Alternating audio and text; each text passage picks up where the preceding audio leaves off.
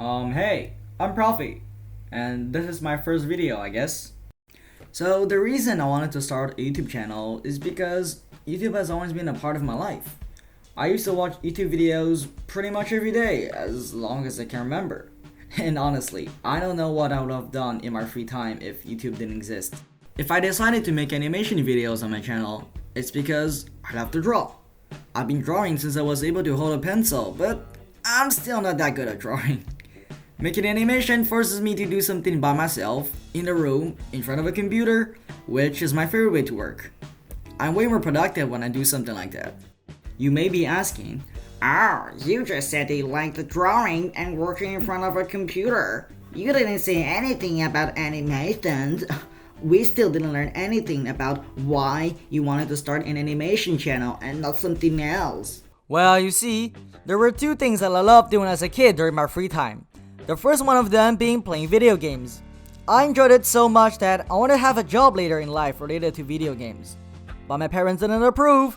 They thought that video games were just a waste of time and I was only allowed to play 30 minutes of video games per week. I'm not joking, 30 minutes, that's it. The other hobby that I had was drawing, as you guys could have guessed. I enjoyed drawing so much that I drew almost all the time.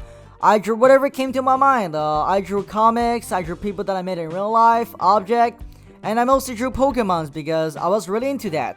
In fact, the only video game that I liked to play was Pokemon at the time. So to entertain myself when I wasn't allowed to play video games, which were all the time, I just drew a lot, as I mentioned. And yeah, a lot. You know, drawing was pretty cool and fun, but you know what was cooler? Flip books. If you don't know what those are, then I don't know, man. I mean, it's flip books. They're pretty well known. Just kidding, they're not.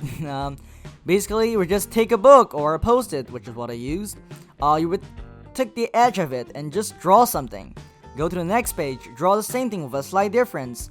And then, continue to do that until you get like a full story.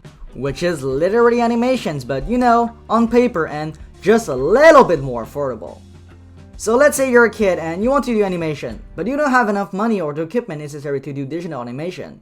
You could start by taking a book or a post-it, which is better because you have more space to draw on a post-it, and just, start making a flip book.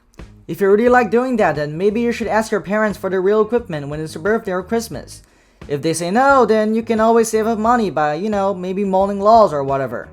And if you're old enough, then maybe you should just go try and, find a job during summer and work a few hours every week. And it's not just kids. I know a lot of people that are teens or adults that wants to do digital animation or just digital art in general that also don't have enough money to buy the equipment. Although, they don't really have an excuse because you can do some pretty decent animations on a mobile device with apps like Flip-a-Clip.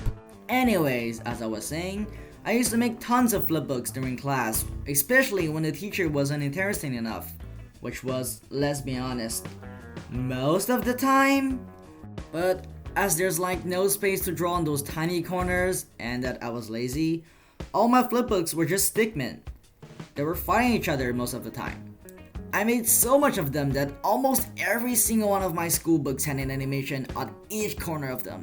My teacher and especially my parents were quite unhappy about it. They didn't like the fact that my books were covered in drawings and the fact that I wasn't paying attention during class. But hey, the kids in my class loved my flip books, so at least there's that. I continued to make flip books until the end of like 6th or 7th grade. Then I just kinda stopped for some reason. Until one day when I was just scrolling through YouTube and found an animation video. I'm pretty sure it was Dennis Baker's Animator vs Animations. I watched it and thought it was pretty cool. So I watched another one of his videos, and another one. And I kinda forgot to do my homework that was due for the next day. So yeah, I thought it was pretty cool and I wanted to try it for myself, making animation. Couldn't be that hard, right? Then I realized that I am a child with no money and that I only had access to a Chromebook. No drawing tablet, no mouse. The only thing I could draw with was the trackpad from the Chromebook. For those who don't know, a Chromebook is basically a budget laptop, usually for students that can't afford a real computer. And what makes Chromebooks so cheap is that they can't download any apps that a regular PC could. For example, if I wanted to install Adobe Animate, I couldn't. Steam? Nope. What about Mozilla Firefox? That web browser? Nope, can't do that too.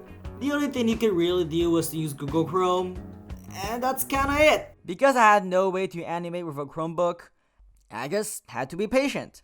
And so I waited until I was old enough to get a job. Then I worked a few months there to have enough money to buy myself a PC, a drawing tablet, and a microphone.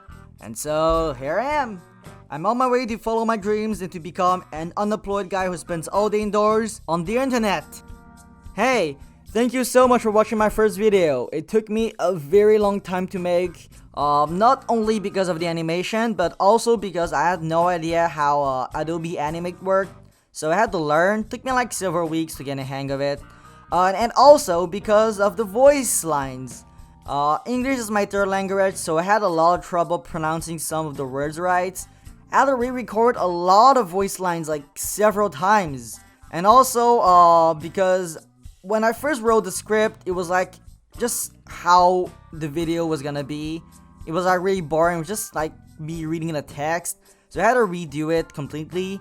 But by redoing it, I kept some stuff and I removed some stuff and I added some stuff. Then I just combined all of them together. And when I finished the animation for the voice lines, I was like, wait, that doesn't make sense. For example, some of the stuff I said just didn't make sense in the video and just could have been completely removed. Just like the part where I said that I liked two things as a kid, video games and drawing. Why did I say video games? I don't know. It has literally nothing to do with why I chose to do an animation channel. But I kept it anyways because I already did the animation for it, and why not? And also, I'm only using one microphone, but for some reason the microphone kind of changes. Like sometimes my voice would sound really like I was in a cave or something, like there's a lot of echo, and sometimes I just couldn't even hear myself. Like I was yelling and I could barely hear the recording.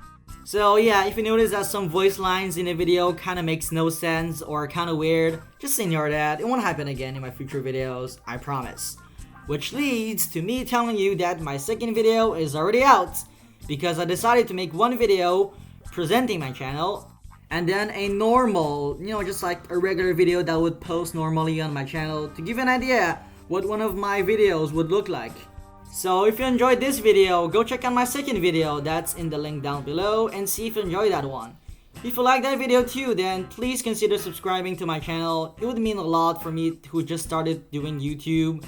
And as my channel is an animation channel, I will only post a video about once per month because they take a very long time to make and that I still have school. So your YouTube feed is definitely not going to be full of my videos and you'll be like, you're so annoying, I only see your videos around. I want to see other videos too. Actually, I'm pretty sure it's gonna be the opposite. And lastly, I don't have a schedule, so there's no set time when I'll upload the video. I will give updates on the video on the community tab of my channel. And thank you so much one last time for watching this video. It may not seem like much, but it means a lot to me.